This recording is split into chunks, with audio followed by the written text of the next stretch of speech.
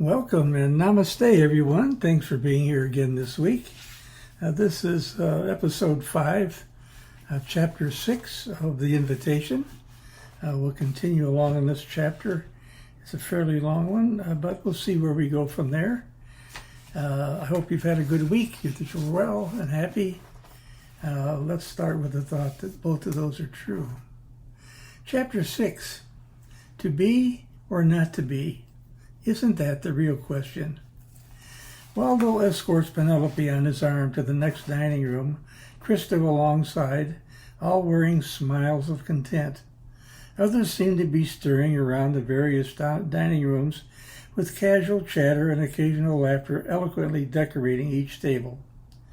As they enter the room, Penelope and Christo are somewhat startled, despite Waldo's warning about their guests. Seeing them for real is quite another thing but hearing their names and knowing of their life's work. Sorry for that stumble. Well, William and Albert and Vaclav, I'd like you to meet our honorees, Penelope and Christo. So far, they've distinguished themselves with aplomb, and I have every confidence that this will continue. Penelope and Christo, this is William Shakespeare. Don't let his costume put you off, he adds, poking some fun at his longtime friend. He says that only because he wishes he had the courage to dress with such elegance, Shakespeare jokes in return. It is indeed a pleasure to meet you both, I'm sure, he says, leading Penelope to a seat next to his, craftily, I might add. And this is Albert Einstein, for whom I also have great affection and admiration, Waldo continues, still smiling at William's rejoinder. How good it is to finally meet you face to face, for I have long admired your courage and perspicacity, Albert says with utmost respect in his voice. You two are clearly understanding the difference between perspective and perception, and that seems to be a good reason you are so clear about the truth you speak and demonstrate. Christo and Penelope are rendered speechless, something even for them. Finally, Christo responds with an appreciative, "Thank you, Albert. We appreciate your kind words and extend a namaste to you all." "Oh, these aren't just kind words," says Vaclav Havel. "Albert doesn't say anything he doesn't mean.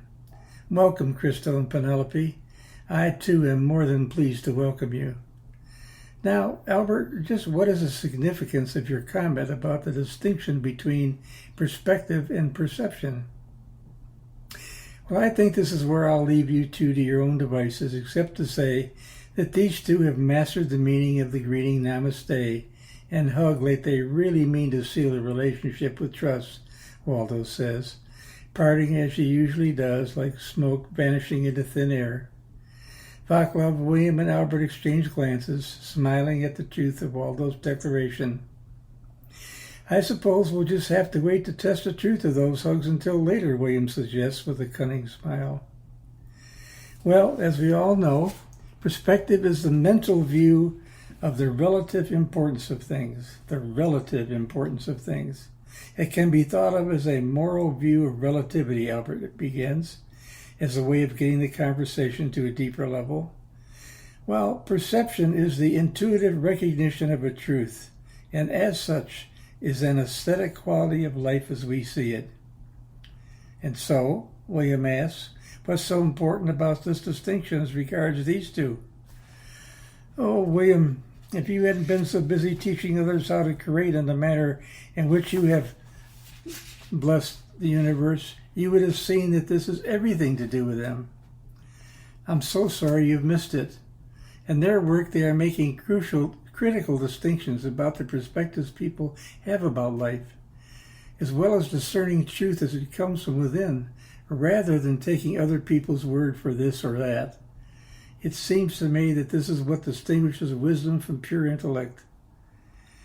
"I agree wholeheartedly, Albert, and I did know that about them. I just didn't expect you to get to this so quickly, that's all. But I'm glad you did, because we generally lack this discernment in society nowadays. Pardon me, it's time we focus more attention to it." "No better time than now," announces Vaclav. You know, it's really troubling that people are moving so fast through time now that they don't stand still long enough to even know themselves, let alone look deeply at what life really holds for them. On an even deeper level, it seems to me that the tragedy of modern man is not that he knows less and less about the meaning of his own life, but that it bothers him less and less. Now, that's a powerful statement if I ever heard one, Albert affirms Vaclav. That's certainly been our experience, adds Christo. That's what led me to see that something must be done to instill some kind of meaningful counterpoint, or we would surely be led to a form of light that could easily be described as an egg with no yolk, nothing but an empty shell, without soul or sense of purpose. Oh, well said, Christo, comments William. This sounds like the absence from all those who love and is life from self, a deadly banishment. That's a huge leap to make, but a perfectly appropriate one, Penelope finally jumps into the conversation. Because all of us are nothing but love uniquely personified. When we fail to know and act from that truth, we are failing not only ourselves, but all others around us as well. By not connecting at the level of soul, that which acts only for our highest good, we indeed have lost our connection with our purpose. And that is, asks William, now showing even more interest in Penelope. That is the activation of the truth we are, expressed as only each of us can, each in our own unique way, each with our unique gifts. But without being aware of what we are, how can we demonstrate it, be true to our divinity? In a word, we cannot. William now shifts his seat closer to Penelope and then says, to be or not to be? Is that not the question? I like that. Perhaps I should coin it for posterity, he says with a knowing laugh, with others joining in. That's exactly it, returns Penelope. We are to be, and those who do not even see that this is so are absent the spiritual realm. Yes, Penelope, but you do perceive it otherwise, and this is a perception that the world lacks, yet needs so badly, Albert comments. I hope you too, in all your teaching, will commit to this in principle and practice. Well, that's definitely is the way we're headed, Christo assures him. And after the conversations we've had in this gathering of kindred souls, I, for one, will commit even further in this regard. Can I count you in, Penelope? Oh, I'm surprised you even had to ask that of me, Christo. You know that I'm in this for the long haul. Well, I'm just checking in because this is pretty heavy stuff we're dealing with here. I just want to be sure, that's all, Christo clarifies.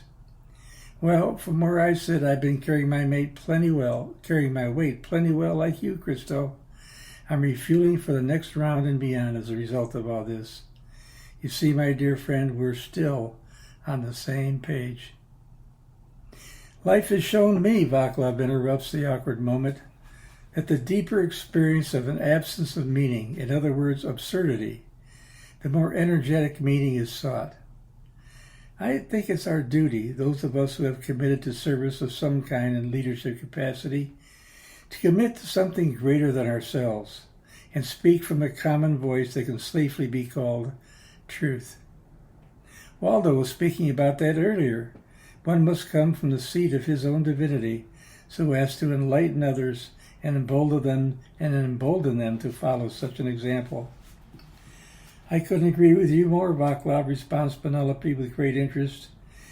And yet I feel that the reason people don't experience the same calling is that they think experience is something that happens to them, rather than a perception of whatever comes to them in life. Once again, we have a distinction to be made that can serve to free up the human condition, so that the freedom that comes from the way of truth can be expressed. Otherwise, we are left jailed in the mortal configurations that leave us without nothing but illusion to guide us, and we all know where that leads us. As Albert pauses to light his pipe, he takes the occasion to make a point. A man should look for what it is, and not for what he thinks should be. If he is stuck on the pursuit of the latter, his prejudice will kill him, at least kill the spirit of genuine inquiry, which is of the soul. That is matter. It is In this way, education is what remains after one has forgotten what one has learned in school. I use this to say that one must forget one's biases and prejudices, leave them behind, give them no more thought, as you would say, Christo and Penelope, in order to grow beyond them. What man forgets, posits Vaclav, is that the salvation of this human world lies nowhere else than in the human heart, and the human power to reflect, and human meekness and human responsibility. It is only when we become aware of this inseparable connection between spirituality and humanity that we will activate that awareness for the general good. If not, we will perish in our denial of it. Pardon me. Well, after all, Vaclav, William counters, don't you think that one ought to bear patiently the results of his own conduct? Bear with the results, yes, but not patiently. We all need to look at the results of our conduct presently and take a giant step back from them and search within for their cause. When one has found the real cause, and not that determined by falsely looking at appearance as the cause, then one can make the necessary modifications in what activates demonstration in the first place. This is what constitutes accountability in our conduct. I appreciate that discernment, Vaclav. Once again, I see that my comment is not understood, perhaps because of my brevity or from lack of necessary context.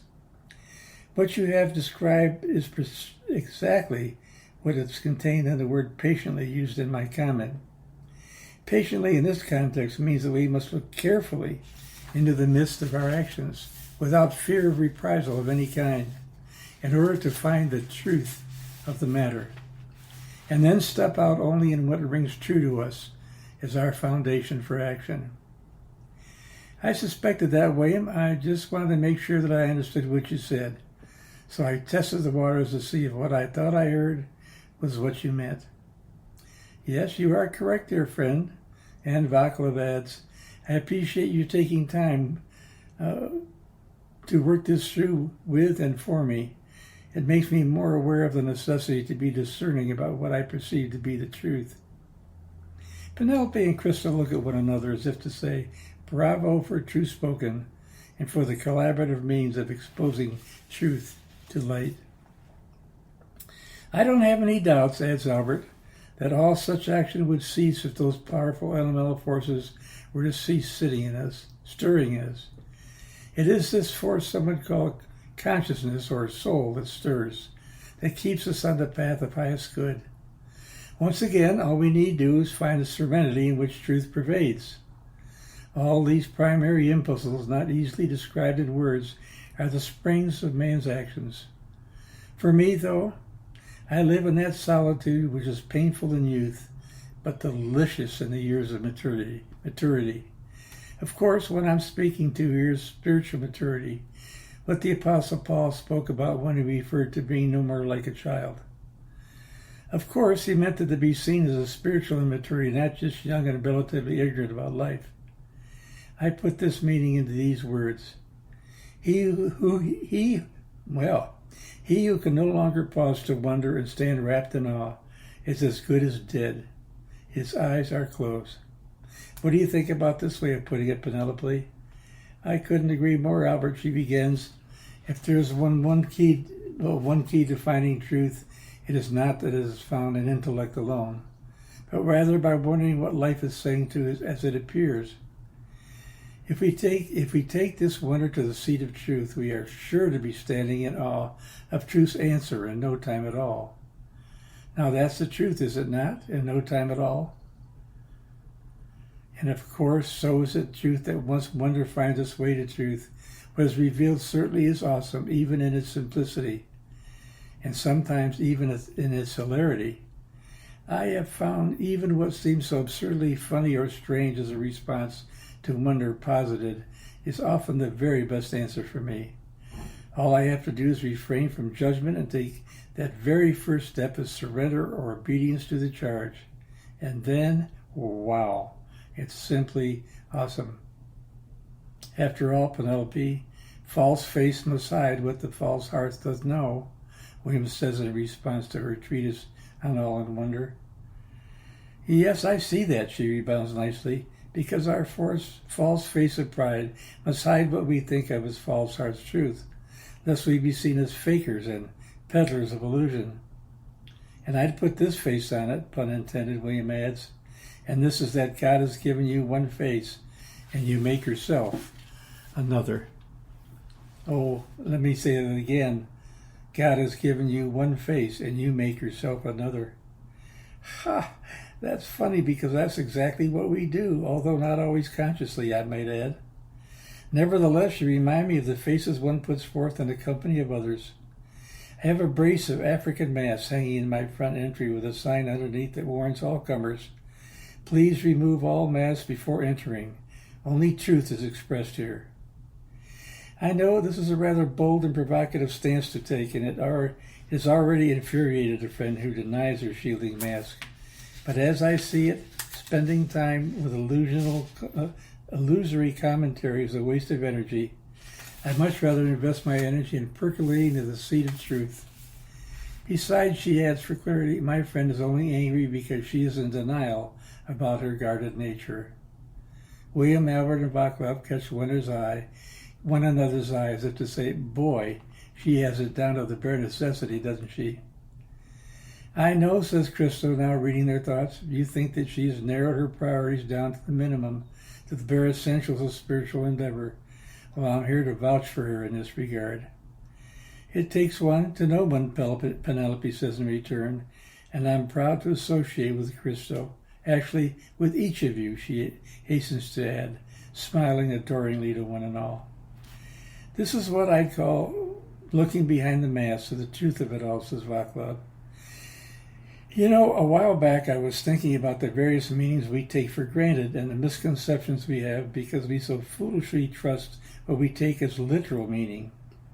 There can be no doubt, I am sure, that distrust of words is less harmful than warranted trust in them, and unwarranted trust in them.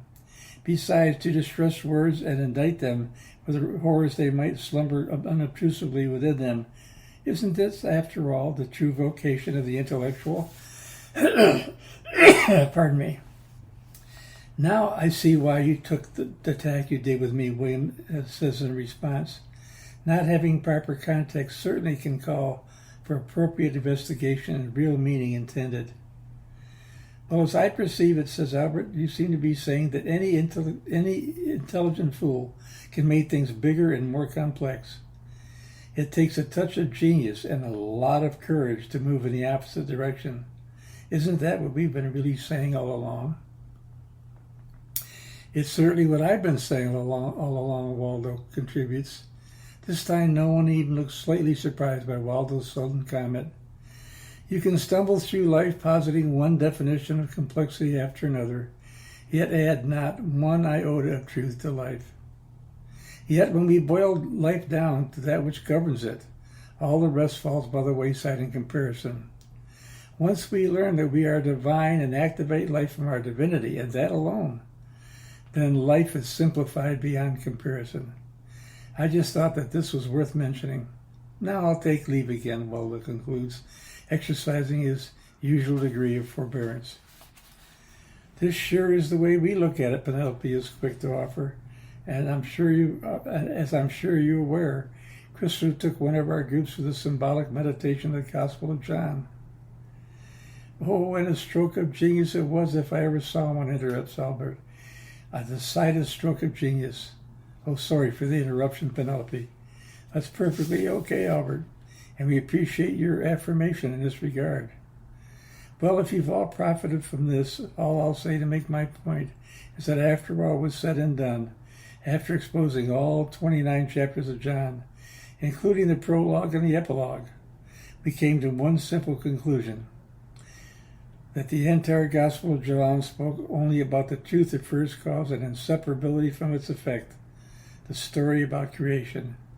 As in heaven, so on earth, is what is shown to us, at least metaphorically speaking. Oh, we learn some other things, like the importance of language, of the word, logos, which is just what you are pointing out to us, wasn't it, Albert? Yes, and that's why I raised the issue in the first place. So you could tell us, even so briefly, of your adventures with Christo and your colleagues visiting the Gospel of John. And you've gone beyond even that. Well, Christo has taken us beyond that in the next offering he'll be making. Not to confuse with different expressions of timing here. It's just that we've seen Christo's continuing work, and you haven't yet, that's all. Penelope is perplexed for a moment, and then comes to full understanding of what Albert means.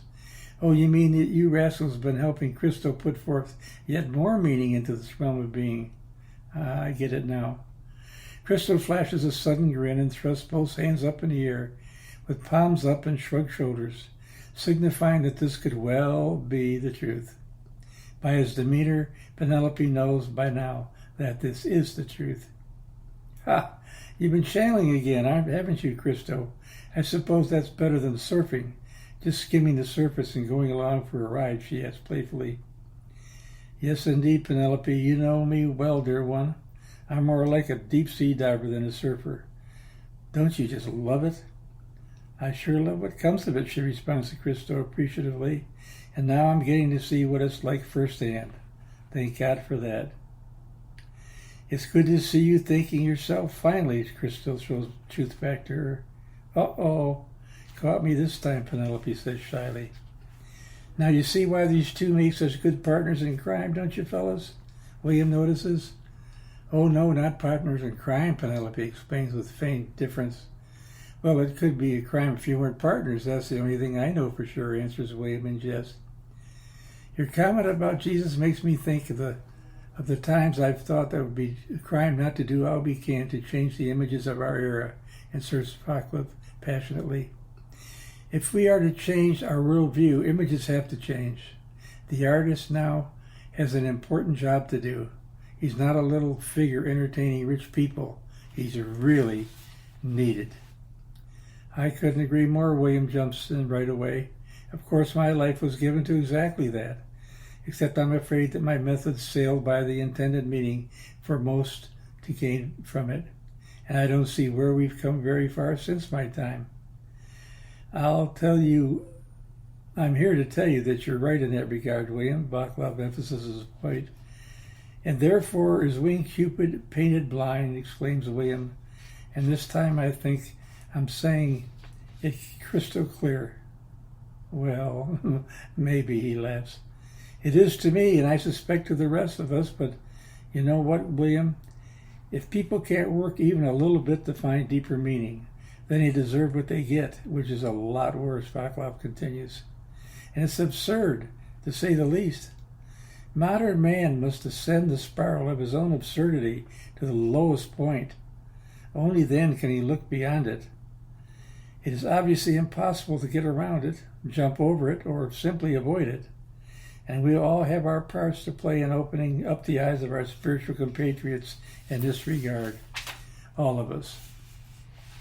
Yes, all of us do, Waldo interjects for emphasis, which is one of the reasons why Penelope and Christo are here with us this evening.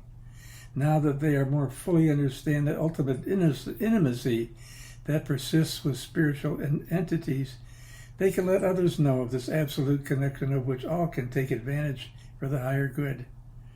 Spiritual telepathy stands ready as a divine instrument for good, and we'd like everyone to know about it so they can tap their roots into its soil as a means of growing more accustomed to its use in their own lives. Pardon me. I'm reminded that the computer is but a metaphor for how mind works, yet serves only as a model. That is the real thing.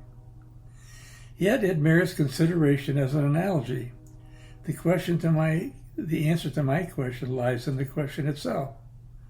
Once the question is put into a statement of wonder, that is Googled as a statement of wonder about some topic, and at amazing speeds the answer appears rather magically.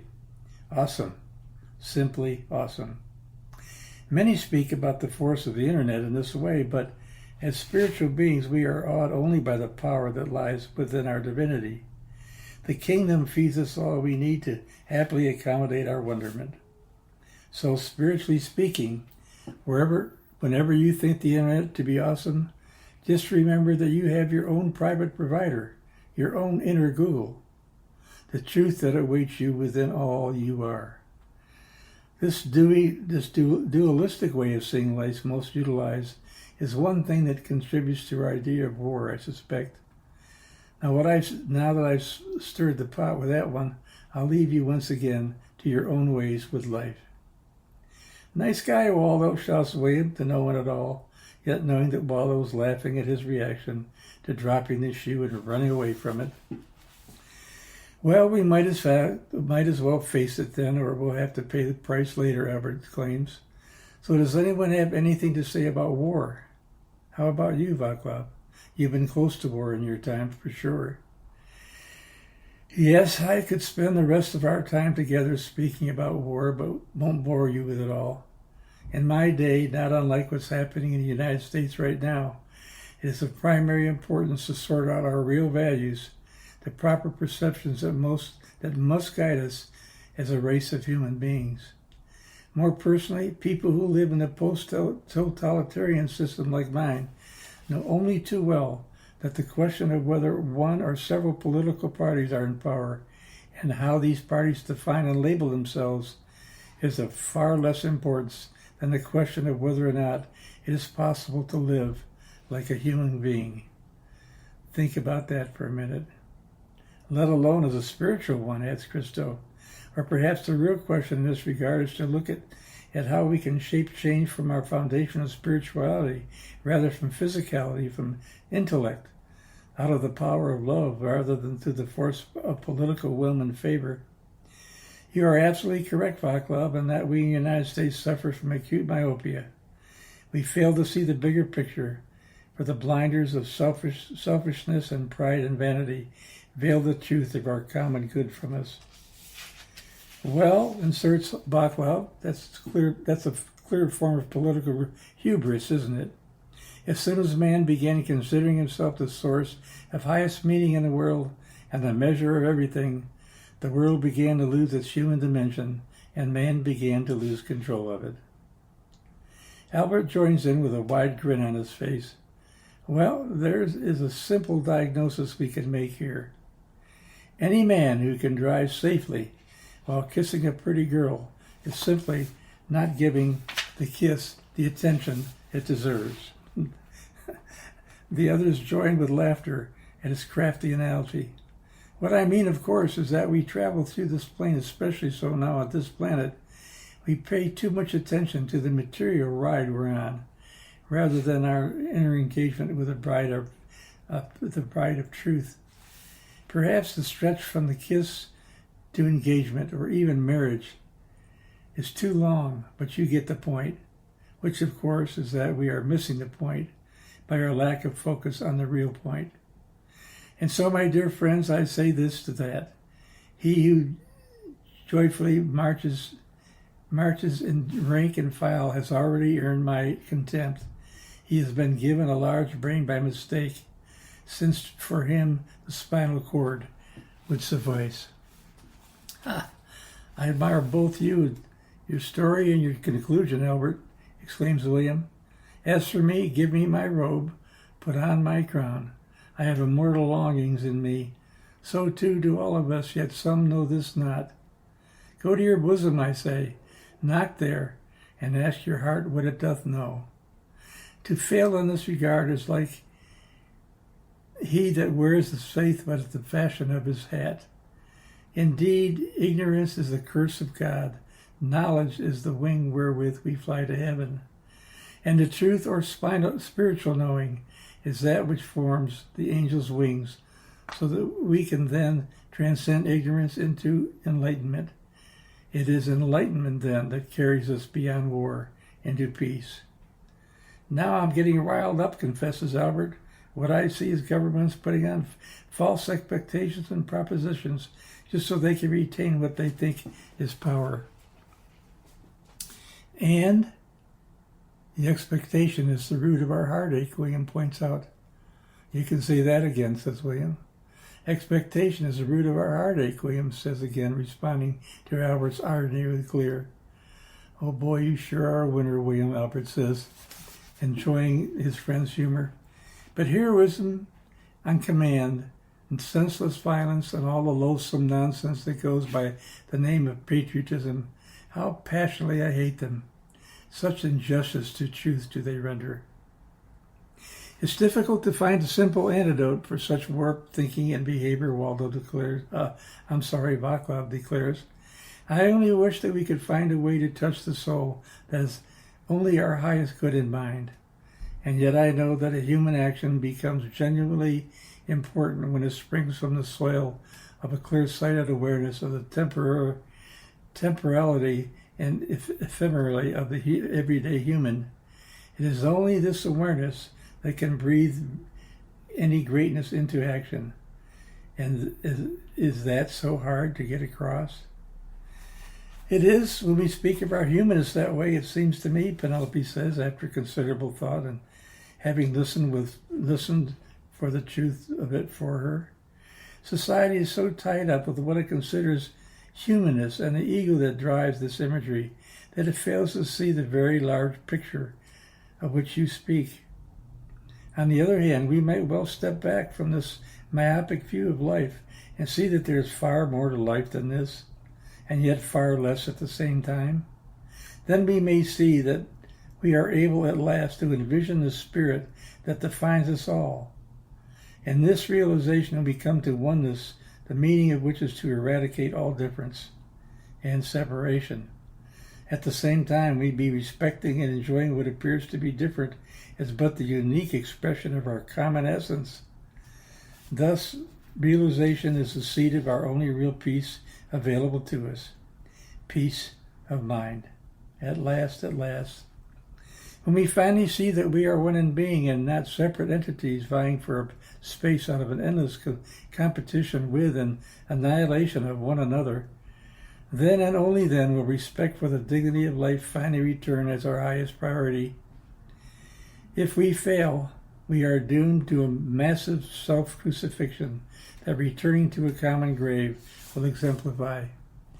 Instead of a mass crucifixion, however, a simple crucifixion will do. A cutting away of those Instead of a mass crucifixion, however, a simple circumcision will do. A cutting away of those illusory, erroneous beliefs and opinions that embrace separation and which foster the pain that separation from one another and God engenders. Well, thus, adds Christo, the war of which we speak is that war we carry on within our mortal mind. And Penelope has described it beyond my capacity to do so, yet I know its meaning well. Do we all resonate with the truth of what she says to us? In order to eradicate war, we must each begin by going within, where becoming aware of and activating the truth begins. Where peace of mind is found, where the joy of the heart is located, when we can help others see this is the truth for them, rather than abiding the illusion of material gain and various impositions fear renders, peace will begin to instill as it must. Thus, the more we come to see that we are a house divided against ourselves, a house of ego consciousness divided against what innately rings true to us, the more readily we can rise beyond the source and walk in that very truth. The masters have spoken about this over the centuries.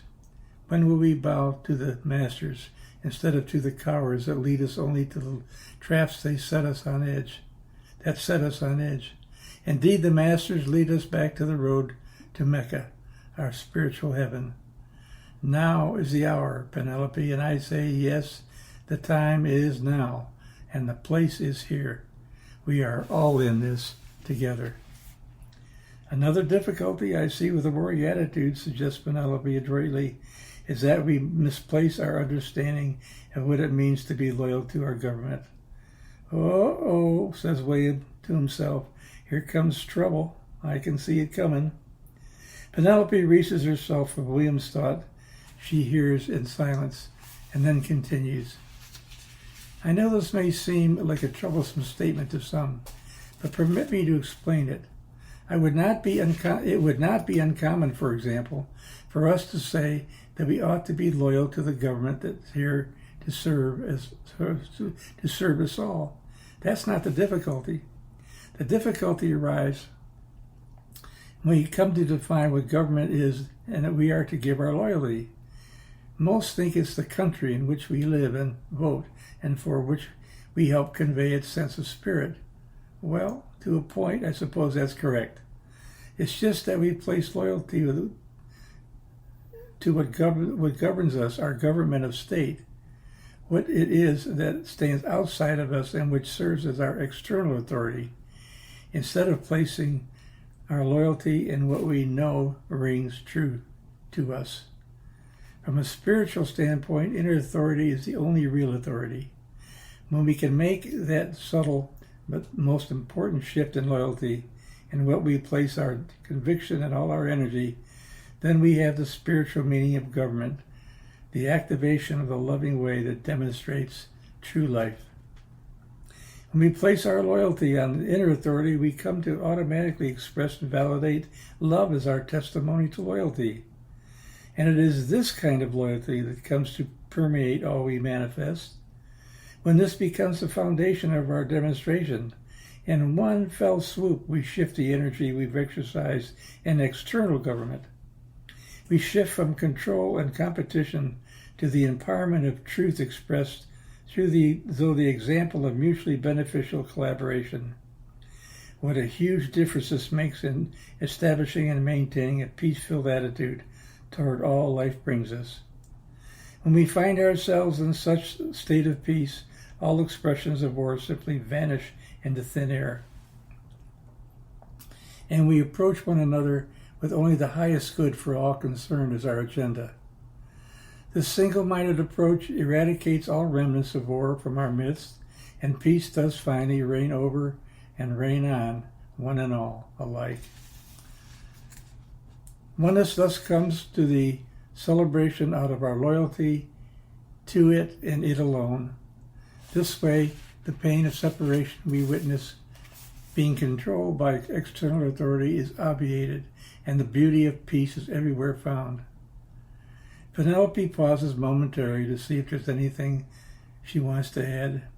She looks at Christo for help, and his empty shrug, he simply shrugs his shoulders as if to say, what more needs to be said?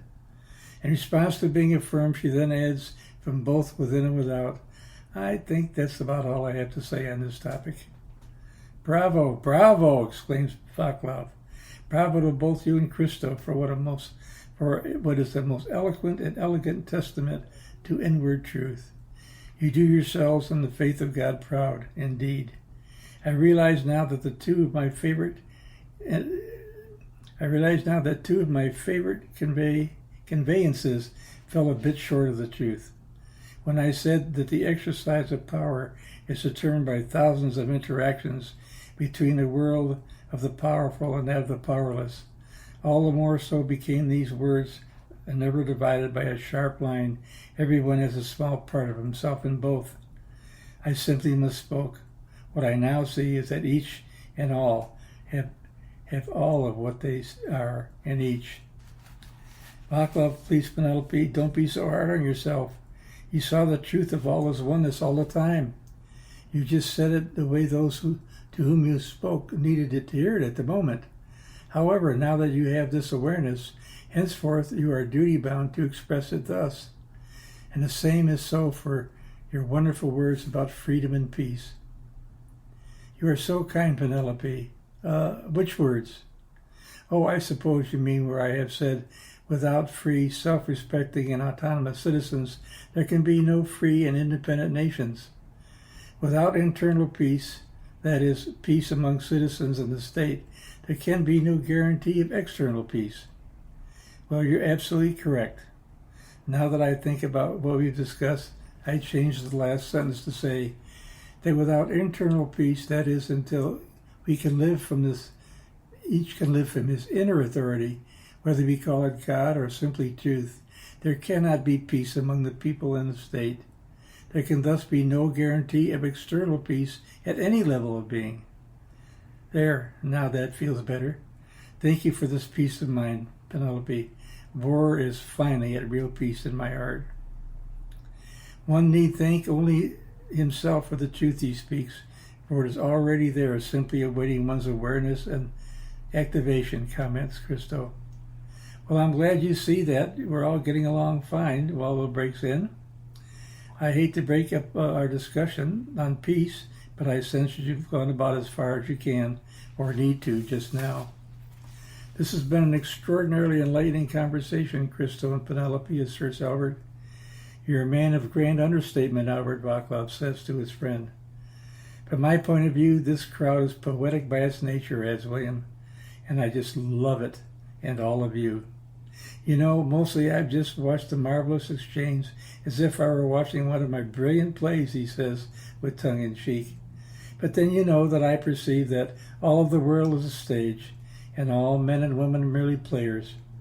They have their exits and their entrances, and one may in this time play many parts, his acts being 7 ages. Talk about being poetic, says Penelope, curtsying to William in deference to the truth he speaks. That's the kind of poetry that comes as close to truth as truth can be. And I just love the way you put the numeral 7 in the end, affirming the spiritual nature of your poetic proposition. How clever of you, and brilliant all in one.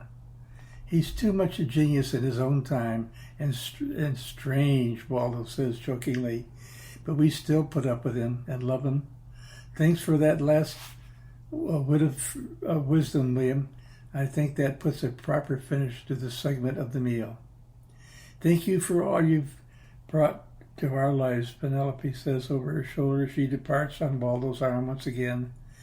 Oh, we'll see you again, worry not, and soon, responds Vaclav. We can bet on that, Christo says within, and yet heard without. That's the end of chapter 6, which has been the 5th episode from The Invitation. I know it's been a little bit hard to follow because you're dealing with people here who have their wits about them and not afraid to say what they know to be the truth, not believe or opine what they know to be the truth. That's the difference. Well, okay then. Next week we'll be dealing with the next chapter and the next episode of The Invitation, a book that I dearly love. You know, as I close with a comment that I pick up from week to week, and here's one that I think relates especially not only to the participants in this week's chapter, but also especially to each of you. Never save things for a special occasion. Being alive is a special occasion, as each of you are, my dear friends. Have a good week. Be well. Stay safe. Namaste. I love you.